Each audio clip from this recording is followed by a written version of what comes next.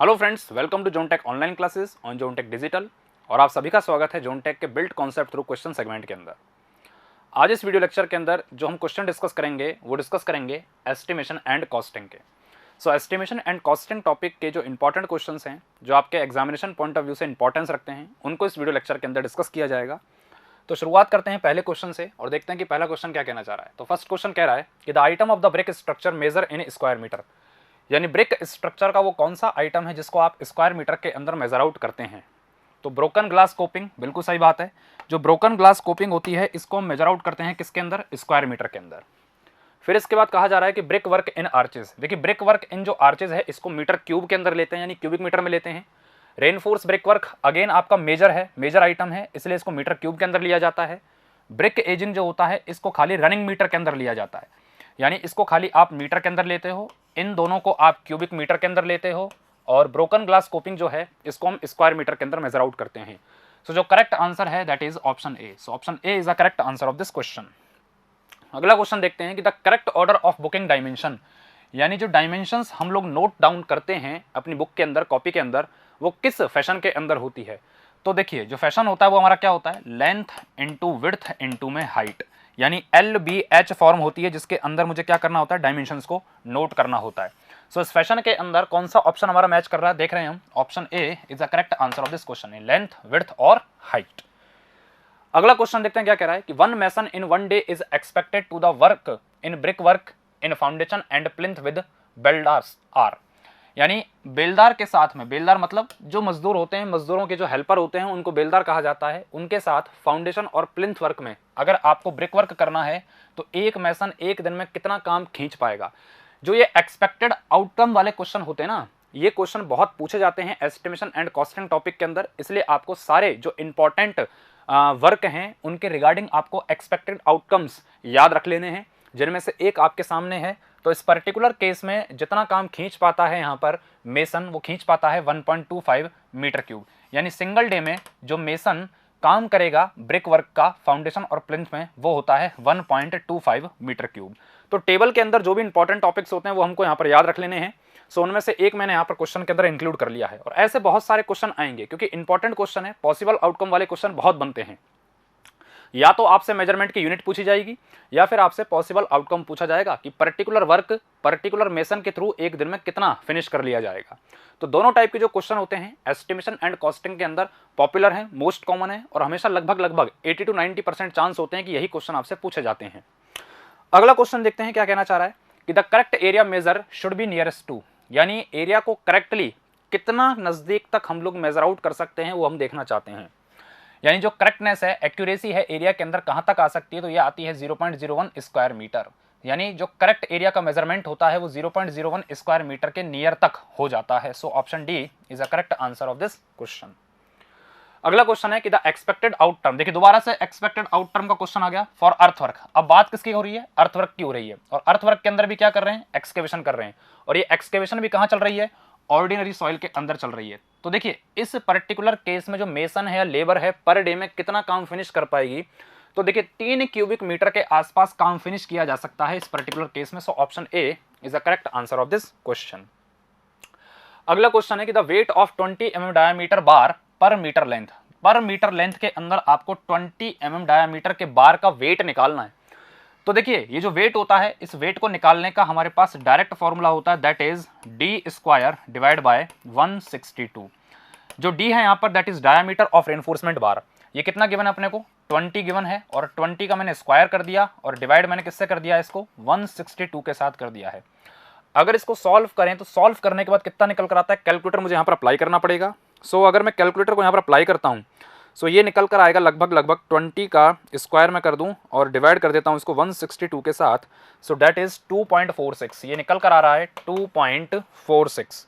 तो ये निकल कर आ गया कितना, 2.46 kg पर मीटर, यानी हमसे पर मीटर लेंथ के अंदर पूछा गया था। तो देखते हैं हमारा ये ऑप्शन कहाँ मैच कर रहा है। तो नियरेस्ट ऑप्शन जो निकल कर आया, ये निकल कर आया 2.47 kg। So option A is the correct answer of this question. अगला क्वेश्चन क्या कह रहा है देखते हैं कि इन हॉरिजॉन्टल डीपीसी, डीपीसी का मतलब होता है डैम प्रूफिंग कोर्स, जो हमारी सीलन होती है उस सीलन को रोकने के लिए, दीवारों के अंदर सीलन ना आए इसलिए अपने को क्या डालना होता है, डैम प्रूफिंग कोर्स डालना होता है। थिकनेस ऑफ सीमेंट कंक्रीट 1:2:4, यानी इसका थिकनेस पूछा गया है। अगर आप 1:2:4 का डीपीसी डाल रहे हैं तो इसका जो थिकनेस होता है कितना निकल कर आता है, 4 सेंटीमीटर निकल कर आता है। So 4 centimetre is the correct answer of this question. So option B the correct answer of this question. अगला क्वेश्चन है कि while estimating the quantities for the construction of a building the correct metric unit is, यानी जब भी आप किसी building का construction कर रहे हो तो उस बिल्डिंग कंस्ट्रक्शन के अंदर जो क्वांटिटीज हैं उनको आप करेक्टली मेजर आउट कर पाते हो किसके अंदर। सो मीटर फॉर लेंथ की बात कर रहा है, ठीक है, जो लेंथ होती है इनका मेजरमेंट मीटर में किया जाता है, ओके। फिर इसके बाद एरिया क्यूबिक मीटर, तो एरिया कभी भी क्यूबिक मीटर के अंदर नहीं आता है, स्क्वायर मीटर के अंदर आता है। वॉल्यूम की अगर बात करें तो वॉल्यूम इसके अंदर स्क्वायर मीटर में लिखा है, तो वॉल्यूम किस में आता है, क्यूबिक मीटर में लिखा आता है। लीटर फॉर कैपेसिटी, तो कैपेसिटी के लिए लीटर हम यूज कर सकते हैं।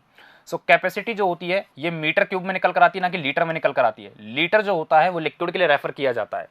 सो ऑप्शन ए जो होगा यहाँ पर करेक्ट आंसर बनेगा। लेंथ जो है वो मीटर के अंदर मेजर आउट की जा रही है, बाकी सारे जो डेटा हैं वो सारे के सारे गलत हैं। लेंथ को आप मीटर में यूज कर सकते हो, यानी मीटर में नोट करते हो। सो करेक्ट ऑप्शन जो है वो हमारा क्या है, option A. So option A is the correct answer of this question. अगला क्वेश्चन है कि brick wall are measure in square metre if thickness of wall is, यानी जो ब्रिक वॉल है अगर मुझे इसका मेजरमेंट स्क्वायर मीटर में लेना है तो इसकी थिकनेस मुझे कितनी रखनी होगी, तो ये थिकनेस मुझे रखनी पड़ेगी हाफ ब्रिक वॉल के बराबर, और जो हाफ ब्रिक वॉल का थिकनेस होता है दैट इज 10 सेंटीमीटर होता है। So option A is the correct answer of this question. अगला क्वेश्चन है कि the expected out term of 12 mm plastering with cement mortar. देखिए दोबारा क्वेश्चन किसका आ गया है, एक्सपेक्टेड आउट टर्म का आ गया है, लेकिन इस बार जो केस है वो कौन सा है, 12 mm का प्लास्टर किया जा रहा है, वो भी किसका, सीमेंट मोर्टार का। तो इस केस में जो एक्सपेक्टेड आउट टर्म निकल कर आता है मेसन का एक सिंगल डे में, वो निकल कर आता है कितना, 8 square metre. So option D is the correct answer of this question. अगला क्वेश्चन है कि grouting of the cracks is measure in, यानी जो ग्राउटिंग है, ग्राउटिंग क्या होता है, जो स्ट्रक्चर के अंदर क्रैक्स बन जाते हैं उन क्रैक्स के अंदर वेट सीमेंट मोर्टार की स्लरी को डाला जाता है with the help of pressure. इस पूरे प्रोसेस को किसके नाम से जाना जाता है, ग्राउटिंग। और ग्राउटिंग करने के लिए जो सीमेंट सैंड का मोर्टार लिया जाता है दैट इज 1:3 का लिया जाता है, और जो ग्राउटिंग होती है इसका मेजरमेंट किसमें किया जाता है, स्क्वायर मीटर के अंदर किया जाता है। So option D is the correct answer of this question. अगला क्वेश्चन है कि the technique of finding the fair price of an existing building और प्रॉपर्टी इज नोन एज। सबसे पहले बात किसकी हो रही है, एग्जिस्टिंग बिल्डिंग की हो रही है, यानी इसको ब्रेक नहीं किया गया है, कहीं ना कहीं एग्जिस्ट कर रही है। अगर उसका मैं फेयर प्राइस फाइंड करना चाहता हूं तो उस पूरे प्रोसेस को क्या कहा जाता है, तो उस पूरे प्रोसेस को कहा जाता है वैल्यूएशन। क्या कहते हैं इसको हम, valuation. So option B is correct answer of this question. Estimation जो होता है ये कोई भी कंस्ट्रक्शन करने से पहले आप जनरल आइडिया लगाते हो कि ये कंस्ट्रक्शन इतने कॉस्ट के अंदर फिनिश हो सकती है, इसे कहा जाता है एस्टिमेशन। लेकिन कोई प्रॉपर्टी अगर एग्जिस्ट कर रहा है तो उसका जो फेयर प्राइस आप निकालना चाहते हैं इस पूरी प्रोसेस को क्या कहेंगे हम लोग, valuation. So this is the big difference in between estimation and valuation. अगला क्वेश्चन है कि the value of dismantled material less the cost of dismantling is called, यानी जो कोई भी आपने प्रॉपर्टी डिसमेंटल की है अगर उसमें से डिसमेंटलिंग का कॉस्ट आप माइनस कर दें, घटा दें, तो जो रिमेनिंग कॉस्ट निकल कर आता है बचा हुआ वो किसके बराबर होता है, स्क्रैप वैल्यू के बराबर होता है। So option A is correct answer of this question. Salvation value जो होती है विदाउट डिसमेंटलिंग वैल्यू होती है किसी प्रॉपर्टी की। रेटेबल वैल्यू क्या होती है, अगर आप सारा मेंटेनेंस सब खर्चे पानी अगर उसके अंदर से माइनस कर दें तो लास्ट में जो कॉस्ट बचेगा दैट इज रेटेबल वैल्यू। अगला क्वेश्चन है कि व्हेनेवर द व्हाइट वॉशिंग और distempering is done on corrugated iron sheet, यानी कॉर्रुगेटेड आयरन शीट के ऊपर हम लोग क्या कर रहे हैं, यहाँ पर डिस्टेम्परिंग और व्हाइट वॉशिंग कर रहे हैं। In the estimation the plan area of sheet is increased by, तो प्लान एरिया जो होता है उसे मैं 14% तक इंक्रीज कर देता हूँ एक तरफ से। क्यों करना होता है ऐसा, क्योंकि जो कॉर्रुगेटेड आयरन शीट होती है इसके अंदर एंडुलेशंस होते हैं जिसकी वजह से जो सरफेस एरिया होता है पेंटेड सरफेस का वो इंक्रीज हो जाता है। इसीलिए मुझे यहाँ पर जो एरिया होता है, प्लान एरिया होता है, उसे इंक्रीज करना पड़ता है। और इस पर्टिकुलर केस में एज पर इंडियन स्टैंडर्ड जो एरिया इंक्रीज किया जाएगा that is 14%। That's why option D is correct answer of this question. अगला क्वेश्चन क्या कह रहा है कि the nominal lead and lift. देखिए लीड की बात हो रही है, लिफ्ट की बात हो रही है, तो लीड और लिफ्ट क्या होती है इसको समझा देता हूँ। मान लीजिए यहाँ से मैंने एक्सकेवेशन करी है और इस एक्सकेवेशन से मैं कहीं तरफ दूसरी तरफ क्या कर रहा हूँ, फिलिंग कर रहा हूँ। सो इस एक्सकेवेशन से मैंने क्या किया है, यहाँ पर कोई फिलिंग की है, तो एक्सकेवेशन पॉइंट से फिलिंग पॉइंट तक का जो डिस्टेंस होता है इसको तो कह देता हूँ मैं क्या, लीड, यानी जो हॉरिजॉन्टल डिस्टेंस होती है इसको मैं क्या कहता हूँ, लीड।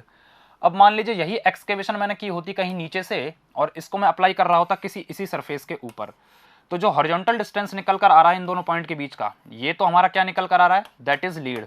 जो हॉरिजॉन्टल डिस्टेंस है वो क्या है, यहाँ से मैंने एक्सकेवेशन किया है और यहाँ मैं फिलिंग कर रहा हूँ, तो हॉरिजॉन्टल डिस्टेंस कहलाएगा लीड। लेकिन जो वर्टिकल डिस्टेंस है एक्सकेवेशन पॉइंट से लेकर अप्लाइंग पॉइंट का या फिर फिलिंग पॉइंट का, इसी को मैं क्या कहता हूँ, लीड कहता हूँ।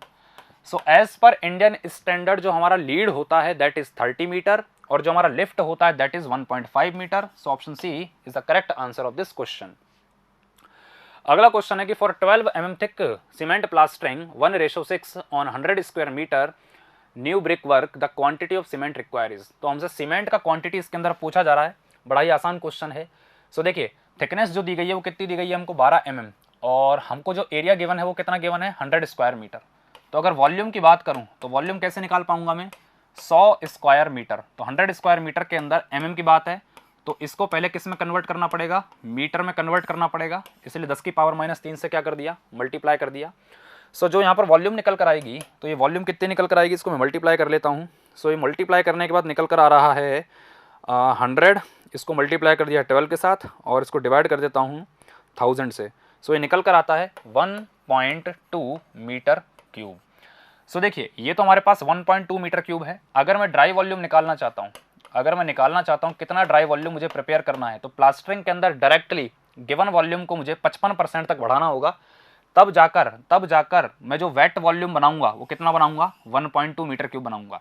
इसका मतलब यह है कि अगर मैं 1.2 मीटर क्यूब का वेट वॉल्यूम बनाना चाहता हूं तो ड्राई वॉल्यूम मुझे 55% तक इस गिवन केस में बढ़ाना पड़ेगा। सो 1.55 ये इंक्रीमेंट लगा दिया किसके अंदर, गिवन वॉल्यूम के अंदर। तो क्वांटिटी क्या निकल कर आई, तो क्वांटिटी निकल कर आती है ये 1.86 मीटर क्यूब निकल कर आती है। कितना निकल कर आता है 1.86 मीटर क्यूब।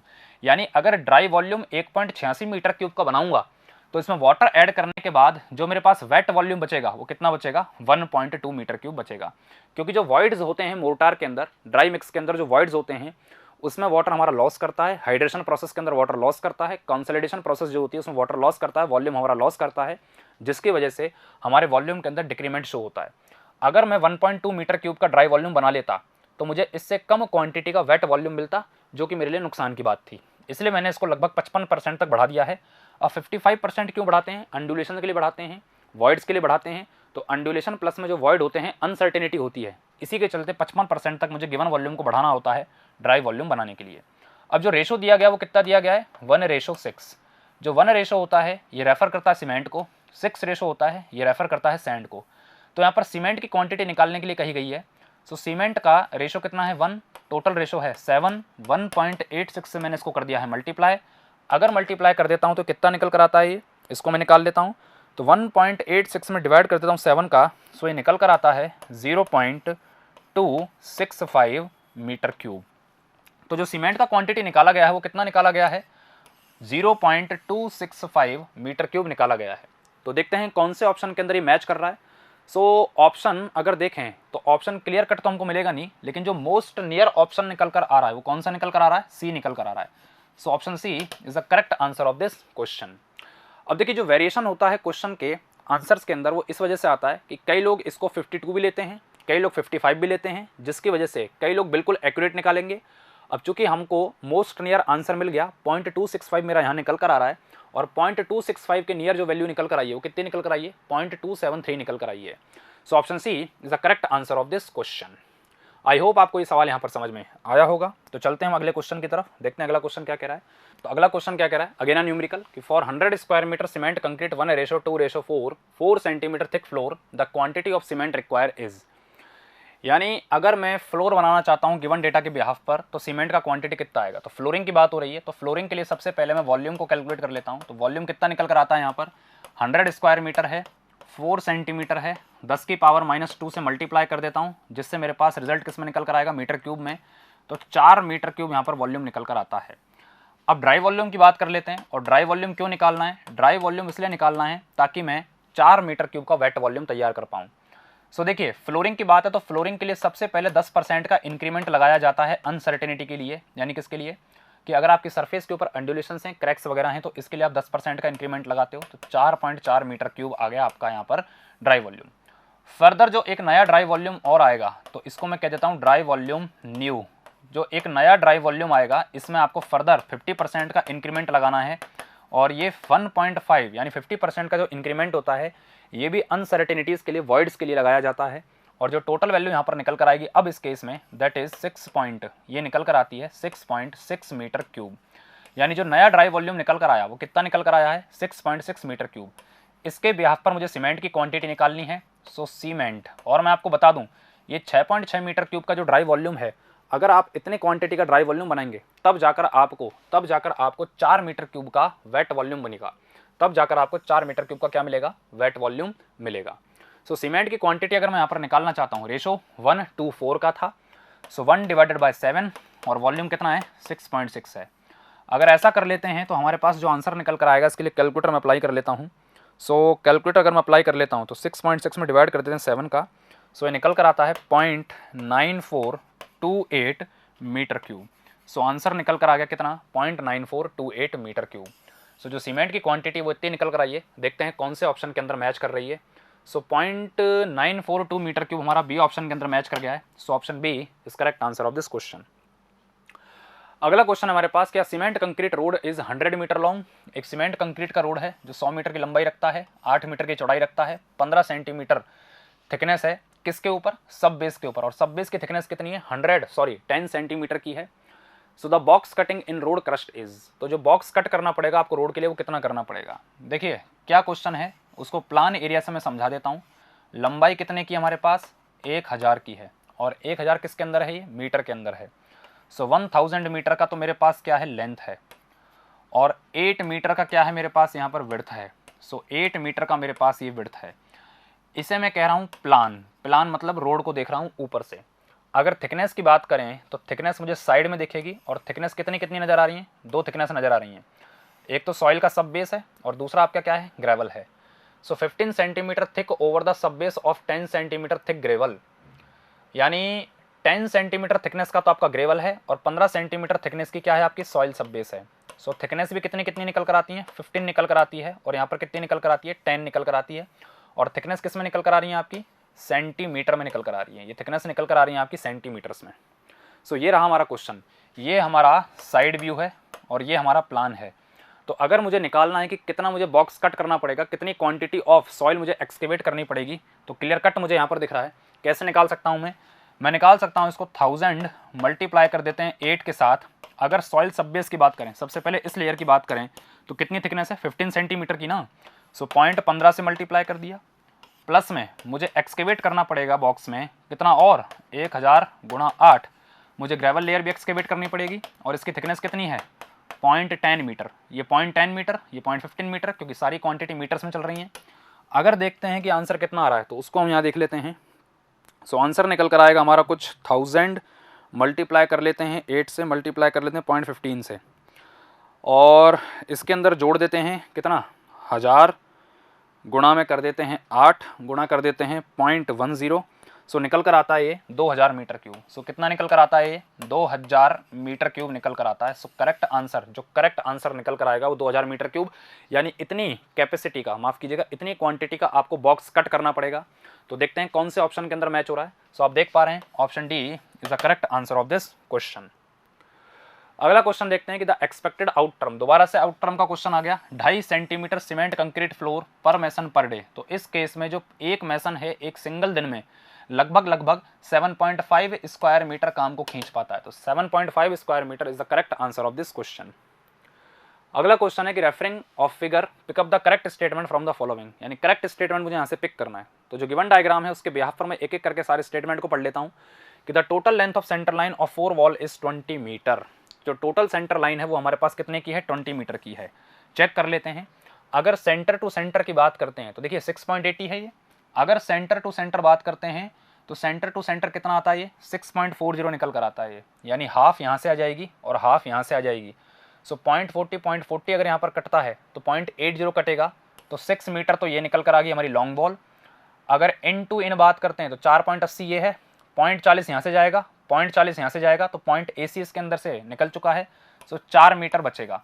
तो 6 मीटर प्लस में 4 मीटर अगर निकल कर आता है, ये कितना निकल कर आता है 10 निकल कर आता है। और ऐसी कितनी कितनी दीवार हैं, 2 ही लॉन्ग दीवार हैं और 2 ही हमारे पास शॉर्ट वॉल हैं।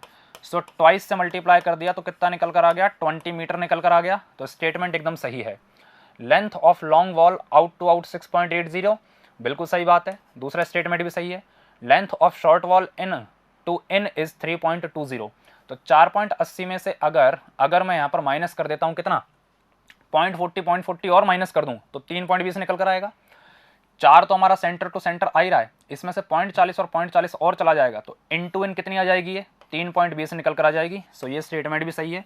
सो सारे ऑप्शन यहाँ पर सही हैं इस क्वेश्चन के regarding. So option D is the correct answer of this question. So जो ऑप्शन डी है यहाँ पर वो क्या है, हमारा करेक्ट आंसर है। सो आई होप आपको ये क्वेश्चन यहाँ पर समझ में आया होगा। बहुत सिंपल क्वेश्चन था, कुछ भी नहीं था, खाली मेजरमेंट का खेल है। अगर मेजरमेंट हम लोगों का स्ट्रॉन्ग है तो ऐसे क्वेश्चन करना कोई बड़ी बात नहीं है। अगला क्वेश्चन है कि the rate of an item of work depend on, यानी किसी भी आइटम की जो रेट है, यानी rate of an item of work, किसी भी वर्क के अंदर कोई आइटम है और जो उसका रेट है वो किन किन चीज़ों पर डिपेंड करता है। क्या स्पेसिफिकेशन ऑफ वर्क पर डिपेंड करता है, तो बिल्कुल सही बात है। जो डिटेल स्पेसिफिकेशन है, जनरल स्पेसिफिकेशन है, उन पर डिपेंड करता है। स्पेसिफिकेशन ऑफ मटेरियल, यानी मटेरियल की क्वालिटी और क्वांटिटी पे भी डिपेंड करता है। प्रपोर्शन ऑफ मोर्टार, यानी मोर्टार का कितना प्रपोर्शन हम लोग काम में ले रहे हैं, 1:4 है, 1:6 है, इस पर भी डिपेंड करता है। तो सारे ऑप्शन यहाँ पर सही हैं, that's why option D is the correct answer of this question. अगला क्वेश्चन है कि कैपिटलाइज वैल्यू किसी बिल्डिंग की हमको निकालनी है जिसका एनुअल रेंट 20,000 रुपये का, हाईएस्ट रेट ऑफ इंटरेस्ट 5% की है। जो हाईएस्ट रेट ऑफ इंटरेस्ट 5% का है ये ईयर परचेस है। सो इसकी फॉर्म में मुझे कैपिटलाइज वैल्यू निकालनी है। तो कैपिटलाइज वैल्यू इक्वल टू मैं लिख सकता हूँ गिवन वैल्यू। गिवन वैल्यू कौन सी हमारे पास, रेंटल वैल्यू है 20,000 रुपये की, और इस 20,000 रुपये में ईयर परचेस का मैं क्या कर देता हूँ, मल्टीप्लाई कर देता हूँ। तो 100/5 मैंने यहाँ पर कर दिया। अगर मैं ऐसा कर लेता हूँ तो जो मेरा आंसर निकल कर आएगा वो क्या निकल कर आएगा, उसको देख लेते हैं। सो 20,000 गुणा में 100/5 मैंने यहाँ पर किया है। सो ये निकल कर आया 20, और अगर इसको मल्टीप्लाई कर लेता हूँ तो 20 से 2 40,000 के आसपास ये वैल्यू निकल कर आएगी। सो आई होप ये क्वेश्चन भी आपको यहाँ पर समझ में आया होगा। तो इस गिवन कैलकुलेशन के यहाँ पर जो हमारा आंसर निकल कर आ रहा है वो क्या निकल कर आ रहा है, ऑप्शन डी निकल कर आ रहा है। So option D is the correct answer of this question. So आइए फ्रेंड्स, आप लोगों को ये क्वेश्चन भी यहाँ पर समझ में आया होगा। सो इसके बाद अगला क्वेश्चन ट्राई करते हैं कि pick up the correct statement from the followings, यानी जो गिवन है हमारे पास स्टेटमेंट है उनके यहाँ पर जो करेक्ट स्टेटमेंट है वो हमको यहाँ पर सेलेक्ट करना है। तो जो पॉइंटिंग है इसका मेजरमेंट स्क्वायर मीटर में किया जाता है, तो बिल्कुल सही बात है। प्लास्टरिंग जो है इसका मेजरमेंट भी स्क्वायर मीटर में किया जाता है।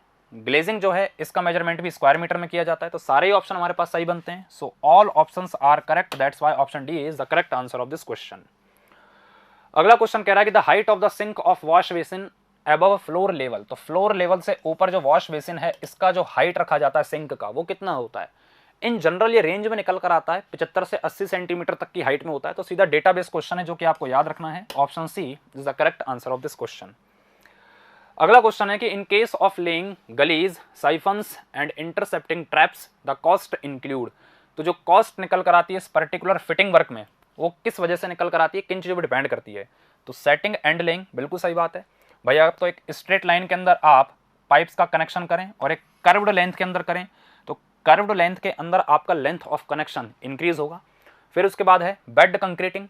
अगर कर्व्ड लेंथ की बात करें तो यहाँ पर कंक्रीटिंग का जो क्वांटिटी निकल कर आएगा ये भी ज़्यादा निकल कर आएगा। अगर आपको बेड बनाना है, बेड का मतलब होता है जिसके ऊपर हमारे पाइप रेस्ट करते हैं। कनेक्शन ऑफ ड्रेन्स, लंबाई बढ़ने के साथ आपकी cost of connection of drains भी बढ़ेगी क्योंकि ज़्यादा पॉइंट आएंगे आपके। जितने ज़्यादा पॉइंट आएंगे बार बार आपको कनेक्शन देने पड़ेंगे, सो कॉस्ट आपका इंक्रीज करेगा। तो सारे पॉइंटों के ऊपर डिपेंड करता है आपका laying of gullies, siphon, intercepting trap का cost. So all options are correct, that's why option D is the correct answer of this question. अगला क्वेश्चन है कि द एक्सपेक्टेड आउट टर्म। अब दोबारा से क्वेश्चन दिया गया है expected out term of earth work in excavation in ordinary soil पर मजदूर पर डे। तो दोबारा से ये क्वेश्चन रिपीट हुआ है। तो ऑर्डिनरी सॉइल के केस में जो हमारा एक्सपेक्टेड आउटकम निकल कर आता है वो कितना निकल कर आता है, 3 क्यूबिक मीटर के आसपास निकल कर आता है। So option C is correct answer of this question. The main factor to be consider while preparing a detail estimate is, यानी डिटेल एस्टिमेट को तैयार करते समय जो हमारा मेन फैक्टर निकल कर आता है वो क्या निकल कर आता है। तो डिटेल एस्टिमेट के अंदर केवल और केवल हम किससे डील करते हैं, क्वांटिटी ऑफ मटेरियल से डील करते हैं। सो option A is correct answer of this question. इसके बाद while preparing a detail estimate, जब एक डिटेल एस्टिमेट को प्रिपेयर किया जाता है तो इसके अंदर किन बातों का ध्यान रखा जाता है, कौन सा ऑप्शन यहाँ पर सही है, करेक्ट एक्सप्लेन्ड है, उसको चेक कर लेते हैं। कि dimension should be measure correct to 0.001 metre, तो बिल्कुल गलत स्टेटमेंट है ये। Area should be measure nearest to 0.005 square metre, ये भी गलत है। Volume should be measure correct to 0.01 cubic metre, तो वॉल्यूम का जो मेजरमेंट होता है वो 0.01 क्यूबिक मीटर के आसपास करेक्टली मेजर आउट किया जाता है। एरिया की बात करें तो 0.01 निकल कर आता है, डायमेंशन की बात करें तो 0.005, और वो डिपेंड भी करता है बहुत सारी चीज़ों के ऊपर। सो option D is the correct answer नहीं होगा। जल्दबाजी में हम लोग इसी ऑप्शन को टिक करेंगे, ऊपर के सारे स्टेटमेंट को सही से पढ़ेंगे नहीं और ऑल ऑफ द अबव लगा कर आएंगे, जो कि गलत आंसर बनेगा। अगर ऑप्शन सी को पढ़ें तो वॉल्यूम जो होता है उसको नियरली हम लोग मेजर आउट कर पाते हैं 0.01 क्यूबिक मीटर के आसपास। So that's why option C is the correct answer of this question, क्योंकि ऊपर के दोनों स्टेटमेंट हमारे गलत हैं, इसलिए हमारा जो ऑप्शन सी है वो करेक्ट आंसर बनेगा इस क्वेश्चन का। अगला question, the expected outcome of cement concrete 1 to 4 पर मेसन पर डे। अब दोबारा से एक्सपेक्टेड आउटकम का क्वेश्चन पूछा गया है, क्योंकि बहुत इंपॉर्टेंस रखते हैं ये क्वेश्चन, इसलिए बार बार मैंने इनको इंक्लूड किया है इस वीडियो लेक्चर के अंदर, क्योंकि मैंने कहा था कि 80 to 90% क्वेश्चन आपसे या तो मेजरमेंट के पूछे जाएंगे या आपसे एक्सपेक्टेड आउटकम के पूछे जाएंगे। सो इस पर्टिकुलर केस के अंदर जो एक्सपेक्टेड आउटकम निकल कर आता है वो कितना निकल कर आता है, 5 मीटर क्यूब निकल कर आता है। सो 5 मीटर क्यूब यानी option D is the correct answer of this question. Last question क्या है कि earnest money deposit is generally, कि जो अर्नेस्ट मनी का डिपॉजिट होता है वो कितना रखा जाता है। तो अर्नेस्ट मनी जनरली 2% के आसपास रखी जाती है और ये 10% की सिक्योरिटी डिपॉजिट के अंदर इंक्लूडेड होती है। So option C is the correct answer of this question. तो फ्रेंड्स, इसी के साथ हमने एस्टिमेशन एंड कॉस्टिंग के भी बिल्ट कॉन्सेप्ट थ्रू सेगमेंट को हमने कंप्लीट किया है। आई होप आपको सारे क्वेश्चन समझ में आए होंगे। क्वेश्चंस बहुत स्ट्रॉन्ग थे हमारे यहाँ पर, एक्सप्लेनेशन भी मैंने पूरी देने की कोशिश की। आई होप आपको एक्सप्लेनेशन भी यहाँ पर क्लियर हुई होगी। तो ऐसे कुछ और वीडियो लेक्चर्स के अंदर दूसरे टॉपिक को हम लोग फर्दर डिस्कस करेंगे। तब तक मैं आपसे लेता हूँ विदा। Hello friends, welcome to Zontech online classes on Zontech digital, और आप सभी का स्वागत है जोनटेक के built concept through question segment के अंदर।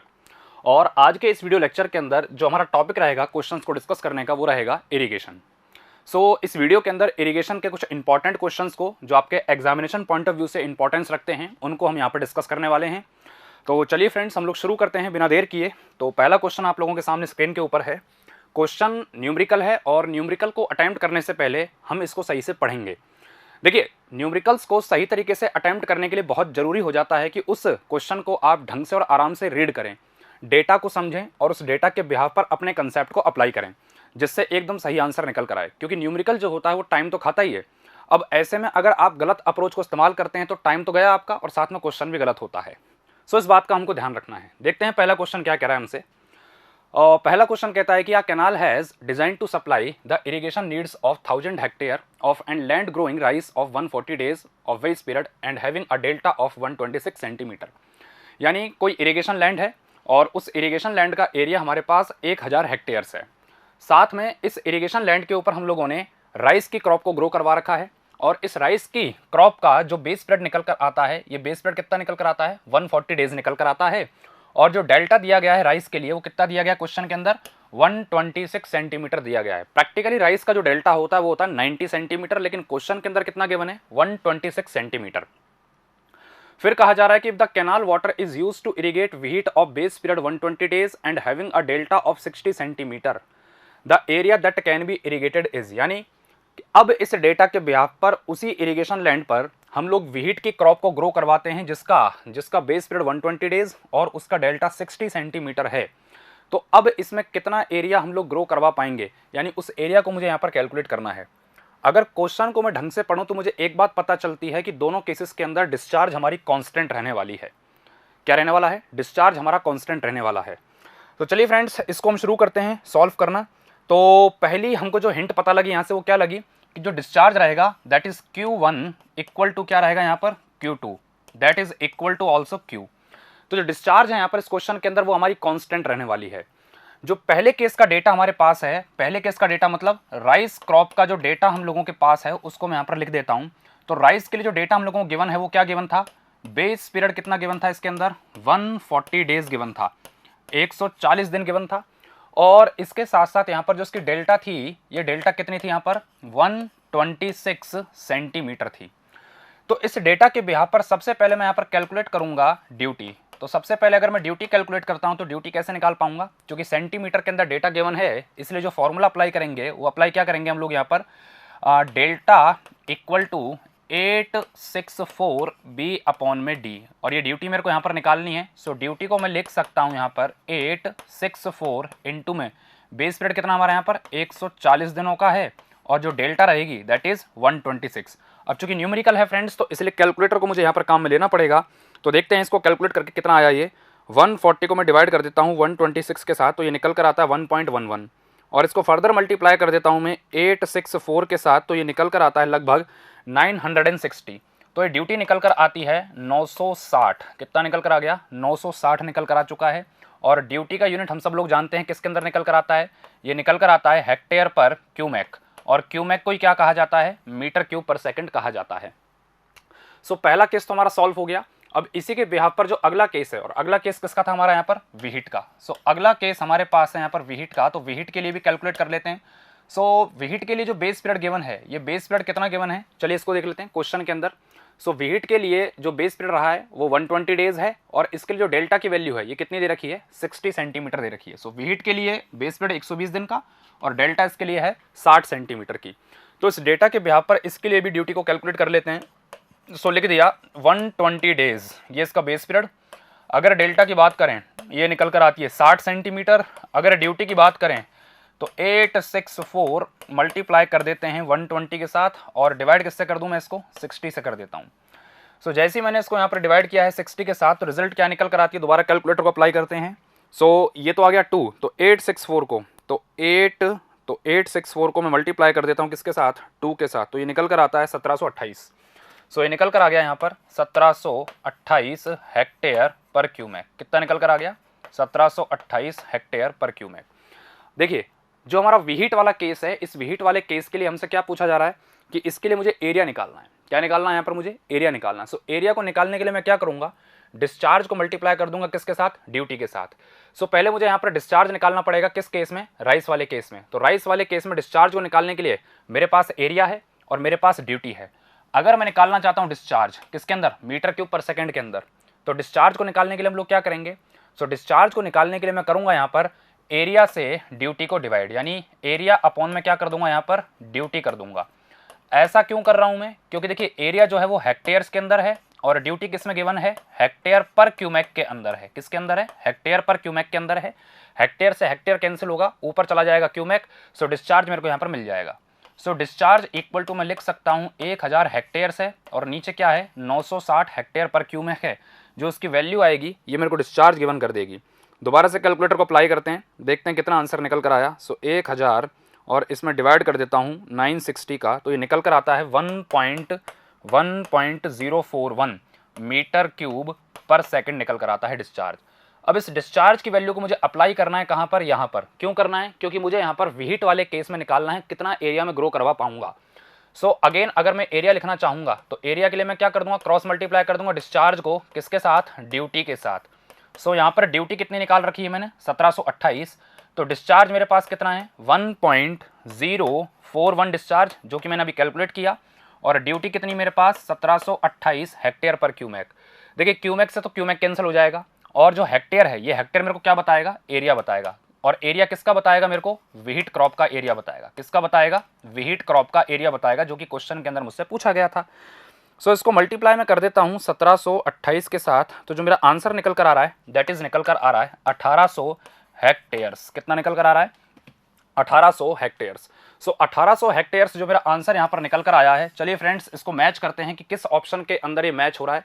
सो 1800 हेक्टेयर देखते हैं किस ऑप्शन के अंदर आ रहा है। तो हम देख पा रहे हैं कि जो 1800 हेक्टेयर है ये ऑप्शन बी के अंदर आ रहा है। So option B is the correct answer of this question. I hope आपको पहला जो न्यूमेरिकल क्वेश्चन है यहाँ पर समझ में आया होगा। एक बार दोबारा मैं इसको एक्सप्लेन कर देता हूँ।